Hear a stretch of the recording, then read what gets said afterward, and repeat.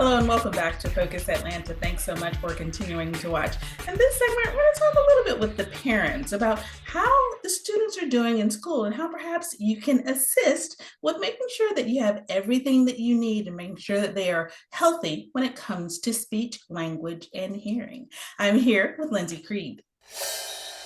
Hi, thank you so much for having me. This is such an important time of year. Our kids are back in school, and I, like so many other parents, was running through a list of things to do to get prepared, from school supplies and new shoes to well visits, dental exams, eye checkups. But for so many, hearing is not a part of that list. And hearing is so important when gearing up for school and success. When I think about the times that someone, ends up getting, their hearing checked, it's because something has already happened, right? They already feel like something has been missed. They already feel like their child is missing something. How do we get in the habit of just, being proactive and making sure that we're doing what we need to do for our kids? You are absolutely right. So, everyone is probably aware that there are newborn hearing screenings, but again, there are not regular hearing screenings that occur until your child is about 4 years old at the pediatrician. So, there's a big gap where kids are not getting their hearing screened. And in many states, school hearing screenings aren't required either. So, it's really important for parents to stay attuned to common signs of hearing loss, and ask questions of the pediatrician and the school. Ask if their kids are getting hearing screened. If so, what the results of those hearing screenings are, and do everything you can to protect your kids' hearing, and set them up for success. That's great advice. I have to admit that when I was little, my mom took me to get my hearing tested because every time she said something to me, I would tilt my head to one side. I would always tilt to the same side. And she thought, is there something going on? And it was really proactive of her. And I think Mhm. that a lot of parents feel like, oh, it's nothing. But maybe that's when we should be stepping up and making sure that everything is okay. Right. And how wonderful it is if it ends up being nothing. But you certainly would rather be proactive because hearing loss can present very subtly in children. It can present as other concerns, speech and language development, difficulties with reading, not paying attention while in the classroom, sometimes behavioral concerns. And school may think that it's caused by one of those things, a learning disabilities and behavior problems, when actuality it's hearing. Even a mild hearing loss or a transient hearing loss can significantly impact a child's ability to learn and create social relationships in school.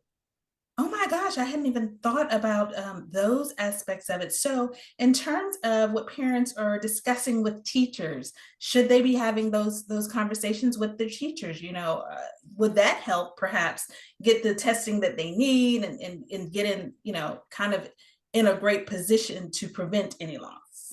Absolutely. So I was just filling out forms for my children the other night, um, back to school medical forms. Pay attention to those forms and see if hearing screenings are offered, and if so, in what grades.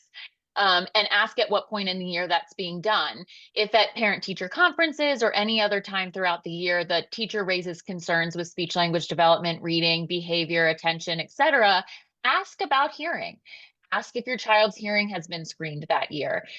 Take your child to the pediatrician, ask if they can do a hearing screening. When in doubt, go to a website that I will link here, www.asha.org/public. We have a resource called ProFind, and that can help link parents to licensed audiologists in their area. And hearing evaluations are often covered by insurance. So take your kid to get their hearing checked as a part of the back to school checklist. Oh my gosh, that is fantastic information. As we, think about that checklist, should we be thinking about an age range? To your point, maybe many parents haven't really had their, children's hearing tested since they were 4 or 5. Is there an age range that we should be thinking, you know what, it's been a while, let's go do this? Yeah, so every age is especially important, but we see that the American Academy of Pediatrics recommends hearing screenings in the pediatrician's office at 4, 6, 8, and 10. So in those off years, if school's hearing screenings are not happening, those would be years to pay special attention to your child's hearing.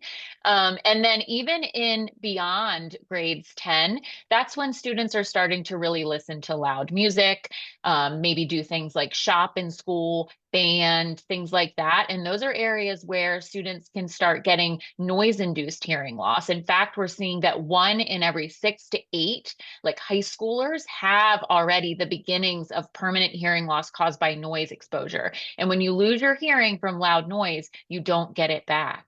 So there's no age where it stops being a concern or that we should stop worrying about hearing. But in those off years, maybe pay a little bit of extra attention. And then especially as they start to develop interests or hobbies that may put them around loud noise and at risk, stay focused on hearing and subtle signs of hearing loss. Lindsay, thank you so much for coming on Focus Atlanta and sharing all this information. It was a pleasure to meet you. You're welcome. Thank you so much. It was a pleasure to be here. All right, parents, be vigilant. Pay attention to the small things, the little things. And I mean, that's great advice, right? The off years, or maybe when we should pay a little bit more attention. Please take the opportunity to visit the website, learn more, and stay tuned to more Focus Atlanta. We'll be right back.